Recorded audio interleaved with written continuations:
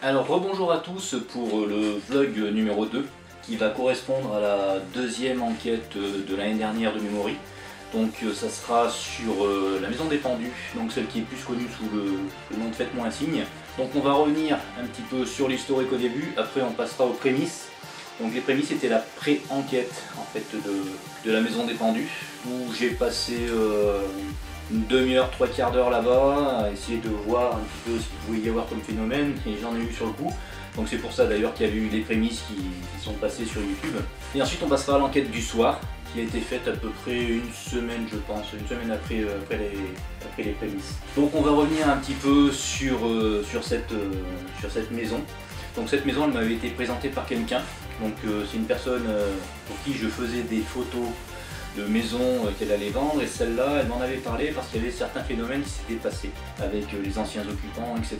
Voilà, elle m'avait proposé donc de venir y faire un petit tour pour vérifier un petit peu tout ça. Donc c'est ce que j'ai fait, on est venu une après-midi, donc c'était un jour de pluie et depuis ça pleuviotait. Et donc j'y ai passé seul à l'intérieur, on va dire trois quarts d'heure pour essayer de faire une petite pré-enquête, voir un petit peu ce qui pouvait s'y passer, ce qui pouvait y avoir comme phénomène, ce qu'il pouvait y avoir comme ressenti, etc.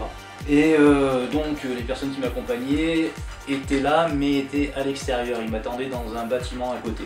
Donc cette petite pré-enquête a commencé où je me suis installé, j'ai pas installé vraiment de matos, hein, j'y suis allé avec mon réflexe pour filmer 2-3 trucs. J'avais un détecteur EMF et j'avais un dictaphone. Donc l'enquête, comme je disais, n'a pas duré longtemps, mais j'ai eu pas mal de phénomènes sur cette pré-enquête qui a permis de faire un petit montage. On me voit un moment faire un blocage sur un certain lieu dans une chambre, voilà, au niveau d'un siège, au niveau de la fenêtre. Donc je vais en venir justement un petit peu l'historique de cette maison. Donc il faut savoir qu'il y a eu, dans cette maison, il y a eu 4 morts, dont un qui n'est pas vraiment mort dans la maison, mais qui a vécu quasiment jusqu'à la fin et qui est mort à l'hôpital. Il y a eu 2 personnes qui se sont pendues, un homme et une femme, et une personne qui s'est suicidée au rez-de-chaussée. Donc si on étudie bien l'histoire, on serait plus tenté à dire que la personne qui s'est suicidée au rez-de-chaussée aurait tué les 2 autres personnes du dessus et aurait fait passer ça un petit peu pour du suicide. Parce que bon, il faut savoir qu'on a quand même retrouvé la femme et l'homme en haut, pendu, mais à une poignée de fenêtre et à une poignée de porte. Donc c'est pas forcément évident de se pendre aussi bas, des poignées comme ça, voilà, faut être petit. Mais voilà, donc c'est ce qui laisse penser que ces 2 personnes-là auraient peut-être aidé ces gens-là à partir malheureusement. Et ensuite se seraient donc suicidés quelques temps après à l'étage du dessous. Donc on va en revenir donc à ces prémices. Donc j'ai commencé cette enquête et c'est vrai que j'ai eu gros ressenti quand je suis arrivé dans la pièce du haut, là où la femme s'est pendue, et j'ai fait un blocage à cette fenêtre. Je connaissais pas encore l'historique de cette maison, et j'ai eu un gros ressenti à ce moment-là. J'ai fait un blocage à cet endroit-là, et c'est vrai qu'après avoir appris ça m'a fait tout drôle quoi, de faire ce blocage-là à cet endroit-là. Enfin bon voilà, après ça peut être un pur hasard, mais bon. Donc ensuite dans ces prémices, il y a eu quelques petits phénomènes bien sympathiques où la porte a commencé à bouger, à se refermer. Donc c'est là que j'ai commencé un petit peu à étudier le terrain, et j'ai étudié au niveau du sol, voir si voilà, le terrain n'était pas légèrement en pente, vu que c'est quand même une vieille maison, le plancher penche un peu, donc à voir si à ce moment-là, quand on marche un petit peu à côté, ça peut déclencher justement des mouvements, etc. Bon, ça, pas du tout, la porte ne bougeait pas toute seule, ça c'est clair. Ensuite, au niveau des courants d'air, donc comme je disais tout à l'heure, il y avait une légère pluie dehors, donc le vent s'était complètement calmé, il n'y avait plus aucun vent. Il y avait une fenêtre qui était entrouverte dans la pièce justement où la porte se refermait, mais aucun courant d'air à ce niveau-là, c'était vraiment très neutre. Il y avait d'ailleurs les volets qui étaient fermés. Donc voilà pour cette porte dans les prémices. Elle s'est refermée quand même 4 fois je crois. J'ai aussi mon détecteur EMF qui s'est déclenché à un moment, qui s'est mis dans le rouge. Alors que j'avais vraiment étudié toute cette maison de fond en comble avec le détecteur avant.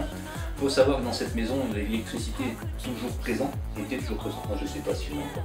Et moi, dans les prémices, le compteur était éteint. Voilà, ça peut toujours jouer, hein, donc on va pas non plus. Mais j'avais quand même étudié tout le terrain pour savoir si justement le détecteur pouvait se déclencher à droite à gauche par rapport à des choses comme ça. Et rien du tout. Et là, c'est vrai qu'à un moment, il s'est mis à péter une durite, à partir dans le rouge. Sinon, que dire de plus sur cette pré-enquête que oui, il y a un moment, donc on m'a fait remarquer quelque chose qui. D'ailleurs, j'en ai fait un hors-série. Troisième fois, je crois, que la porte se referme. Il y a un moment, donc je vais pour partir dans une des chambres du fond. J'entends un bruit derrière moi, et en fait, c'est la porte qui se rabat, qui commence à se rabattre et à se fermer. Donc je me retourne, et au moment où je me retourne, et je vois la porte se fermer, on entend un gros grognement devant moi. Donc ça, je l'avais absolument pas entendu. C'est vrai que j'avais pas étudié le son sur cette pré-enquête, c'était surtout les phénomènes visuels que j'avais mis en avant, vu que c'était pas encore l'enquête. Et on m'a fait remarquer ce phénomène-là.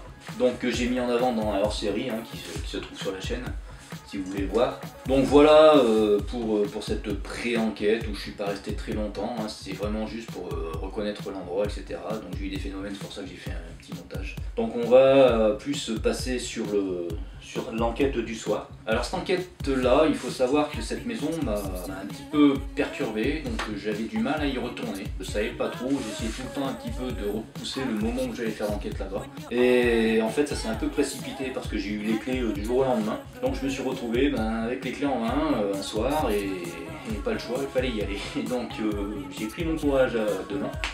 Et j'y suis allé donc le soir. Donc on a filé ce fameux trousseau avec ses 50 clés dessus, un trousseau qui fait à peu près 4 kg.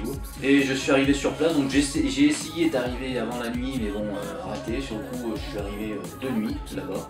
Donc j'ai pas pu vraiment filmer comme je voulais un petit peu le début de l'enquête. Bon, c'est pas bien grave ça.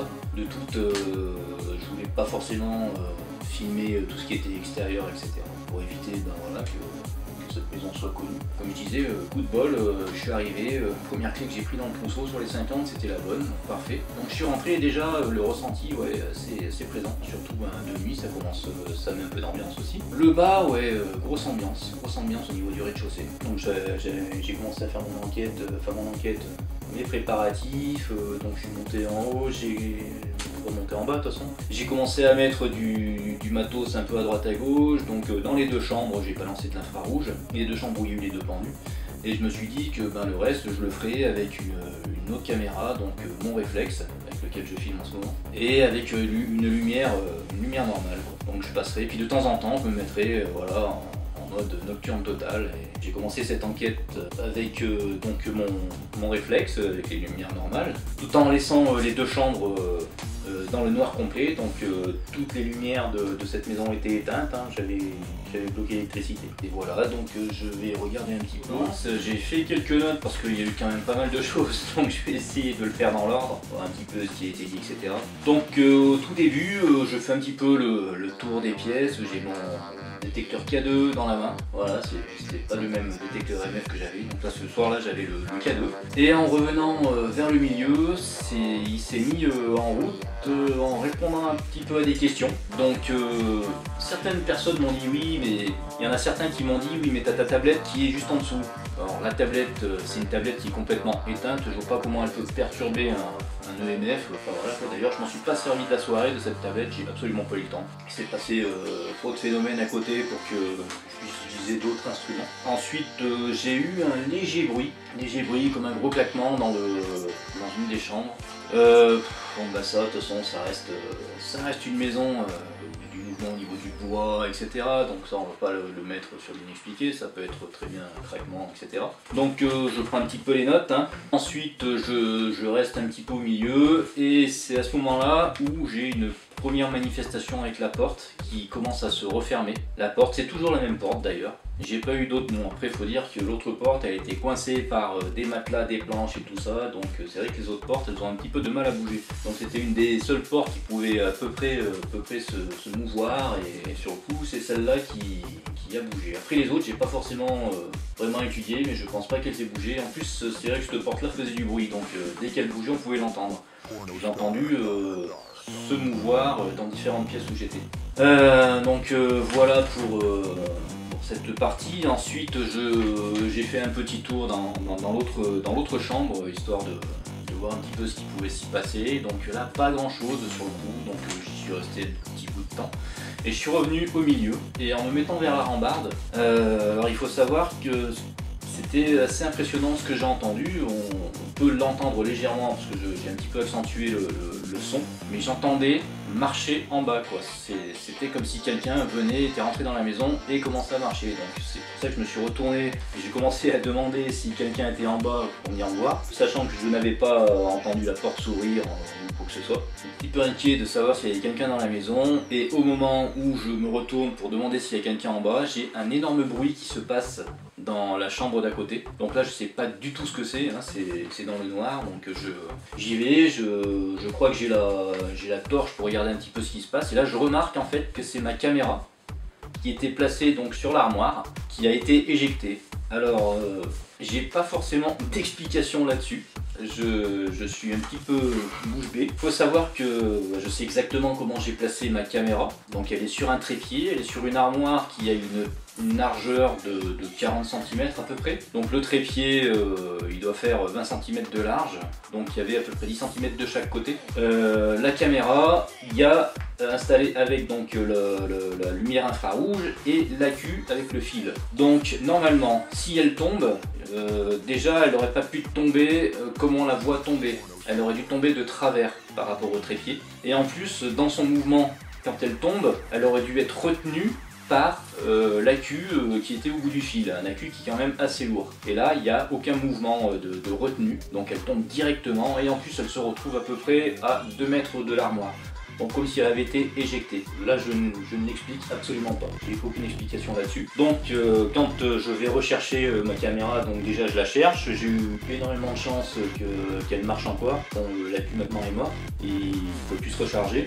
Donc je récupère cette caméra, et au moment où je récupère la caméra, j'entends la porte se refermer derrière moi. Donc c'est pour ça que j'ai un mouvement où je me relève assez vite pour aller choper la porte pour pas me faire enfermer dans cette pièce là. Là j'ai beau en rigoler, j'étais pas fier. Je reconnais que ça commençait à être chaud. Donc je reviens au milieu et je relis un petit peu mes notes pour savoir un petit peu ce qui se passe derrière, parce qu'il y a beaucoup de choses. Donc je retourne au milieu et je vais surtout dans l'autre chambre où il y a l'autre lumière infrarouge, la caméra infrarouge. Et j'y fais une petite séance qui dure pas plus que ça.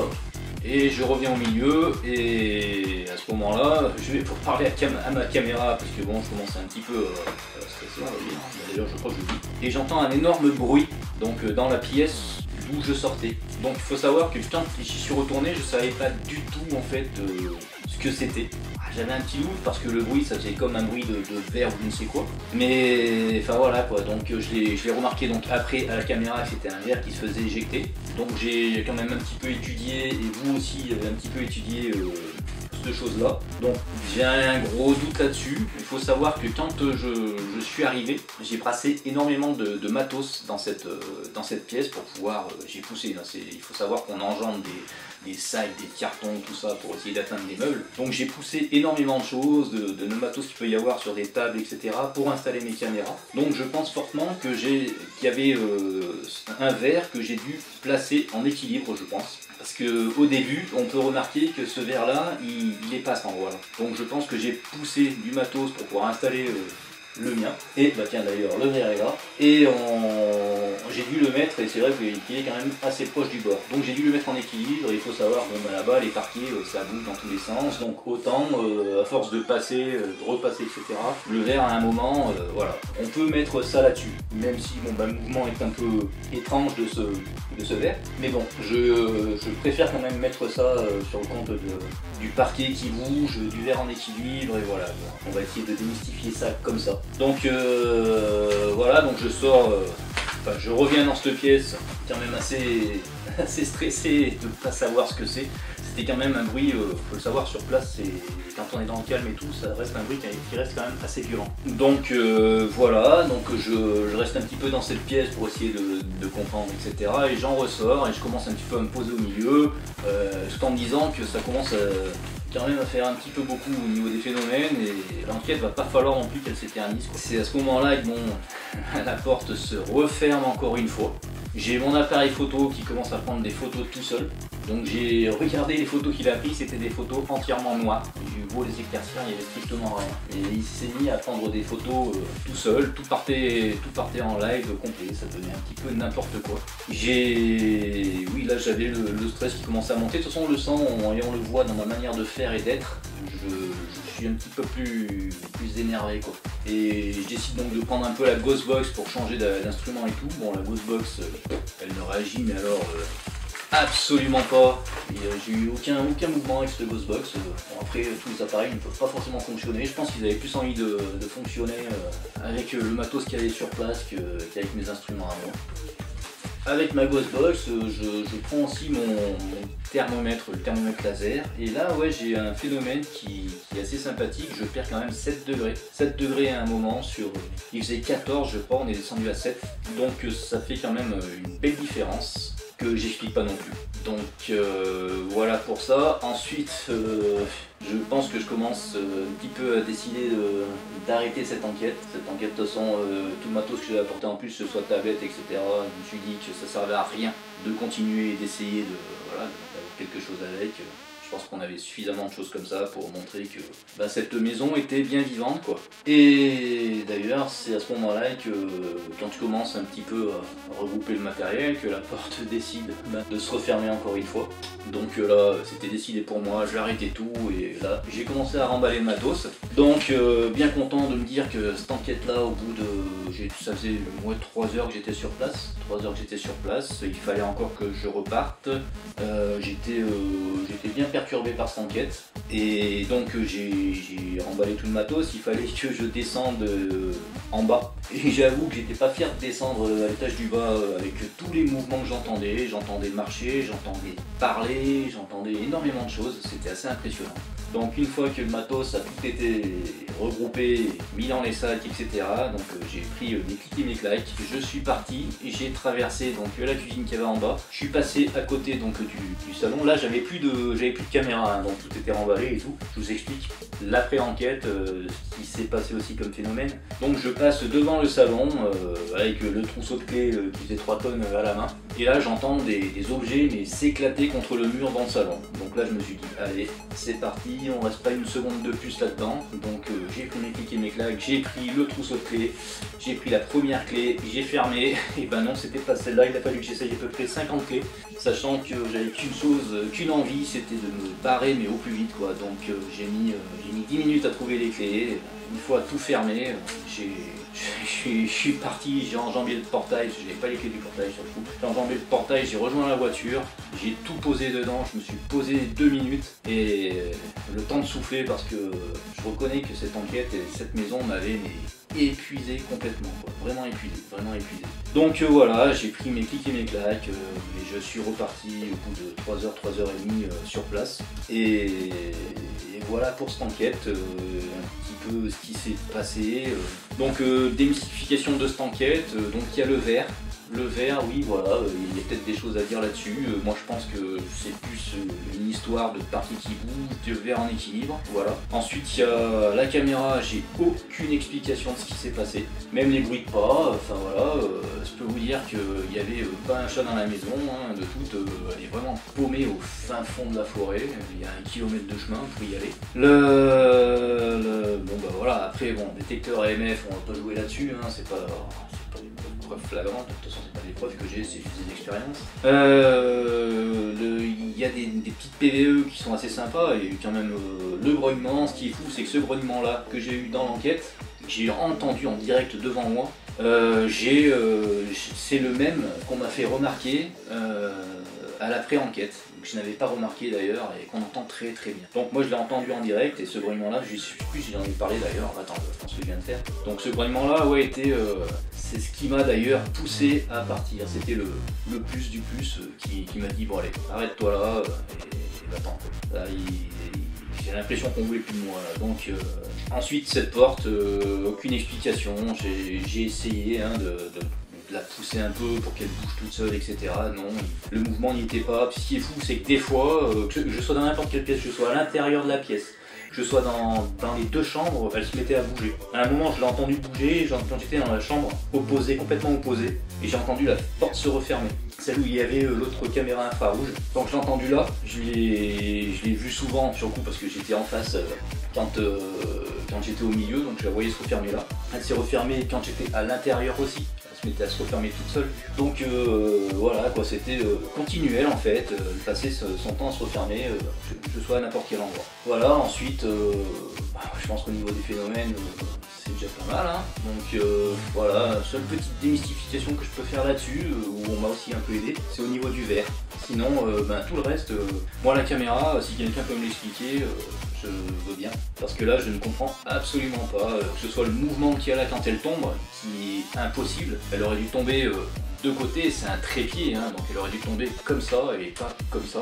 Donc celle-là, je comprends pas, plus la queue qui était derrière, qui la retenait, elle a jamais été retenue, et je l'ai retrouvée à 1m50, 2 mètres de l'armoire, quoi. Donc c'est vraiment une cam qui a été éjectée, quoi. Donc ça, pour moi, je n'arrive pas à le démystifier, je ne comprends pas. Voilà, après sur tous les autres phénomènes, je crois que plus grand chose à dire. Hein. Si vous avez encore des choses, vous pensez pouvoir démystifier sur cette enquête, avec grand plaisir. Avec grand plaisir. Parce que c'est vraiment une enquête qui m'a marqué.